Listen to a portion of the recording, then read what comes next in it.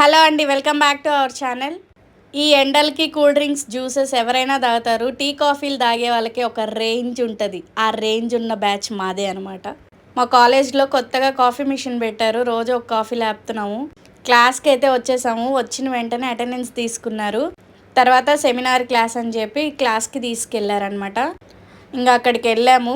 ఒక్కొక్కసారి మాకు useful message ఇస్తారు, ఒక్కొక్కసారి మాకు అసలు అది వినడం ఎందుకు అని అనేలాగా అనిపిస్తుంది. ఇంకా అక్కడి నుంచి ఆఫ్టర్నూన్ బయటకైతే వెళ్ళాం లంచ్ టైంలో. ఏమన్నా ఉన్నాయా ఎండలు, అసలుకి చచ్చిపోతున్నాం బయట తిరగాలంటేనే. మా కాలేజ్ దగ్గరలోనే బెల్జియం వేఫెల్ అని ఒకటి ఉంది, అక్కడికి వచ్చామన్నమాట తినడానికి. అక్కడైతే షాప్ బంద్ ఉంది. ఇంకా అక్కడి నుంచి పక్కన వేరే దానికి వెళ్ళాము. ఏం తినాలన్నా తాగాలన్నా ఈ 4 రోజులే. అయిన తర్వాత ఇటు దిక్కు కూడా రాము. అందుకని చెప్పి దగ్గరలో ఉన్నవన్నీ కవర్ చేస్తుంటాం అనమాట. తినేసి వచ్చిన రిటర్న్లో మళ్ళీ షాప్ ఓపెన్ ఉంది. మా ఫ్రెండ్ వెళ్ళి ఎందుకు ఇంకా ఓపెన్ చేయలేదని అడుగుతుంది. మేము అక్కడి నుంచి రిటర్న్ అయిపోయాం కాలేజీకి. అంటే లంచ్ టైంలో ఒక రౌండ్ వేసుకొని వచ్చాం బయట. ఏమన్నా ఎండలు ఉన్నాయి, చచ్చిపోయినాం ఇంకా రిటర్న్ వచ్చే లోపల.